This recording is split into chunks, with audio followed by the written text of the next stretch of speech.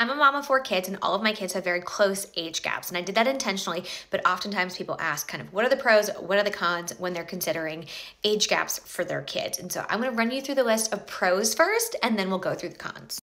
The first thing for me was I wanted to be done with the diaper baby stage at one time. What I didn't want to do was have like a 6-year-old who was like fully a human being and then go back into the sleepless nights and diapers. I wanted to kind of just like get it done with as fast as I could because it's just such a very specific time of life, and especially having toddlers. And so that's one pro for me is that my youngest is almost 2. We are like a year or less out from being completely done with diapers, and I'm so excited. My oldest is about to be 7. So for context, 7 years of diapers, and we're almost done. Then we also wanted kids who would go to school together and do things together. One of the beauties of kids being close in age is that I can take them all to the same gymnastics class. I can get 2 of my kids on the bus at the same time. The other 2 go to the same daycare together. Like, we're all doing things together, and they can do activities at the same time because they're the same age and like skill level.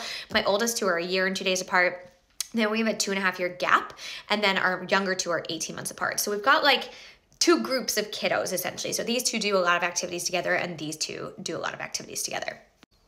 We're also just able to do more things as a family. I'm finding it harder and harder as my son gets older and older. He's our oldest child, but when we go to a museum, they all enjoy it, right? And especially if it's a children's museum. When we go to a friend's kid's birthday party, our kids like mostly all enjoy it. We are edging into the territory where my oldest does not want to come along to things that my youngest obviously wants to do. But for the most part, the activities we do as a family suit everyone.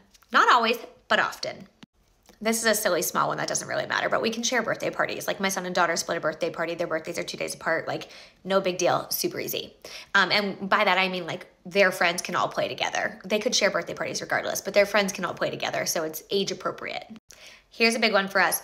Room sharing. Our 3 daughters share a room just by the configuration of our house right now. And I don't think that'd be as easy to do if their ages were more widespread, because we have a 2-year-old or an almost 2-year-old, a 3-year-old and a 5-year-old all in the same room, but they all sleep like essentially the same amount of time. They go to bed at the same time. And so that works great for us. What are the cons? I think the big one is the cost. Young kids and childcare is incredibly expensive. I have family members who've spaced their kids out. So when one kid ages out of daycare, that's when they've had their next kid. And it's the only way they can afford it. And I totally get that. Another one is that they just fight a lot.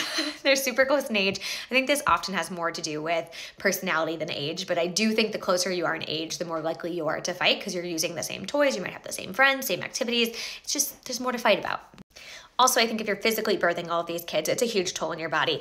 My oldest 2 are adopted, and so I did not have 2 kids back to back and then 2 more back to back.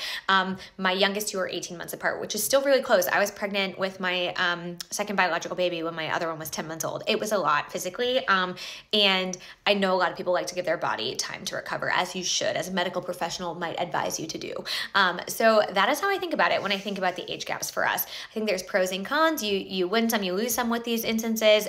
And obviously it's not always in our control whether or not we have the age gap we want, but this is how we thought about it.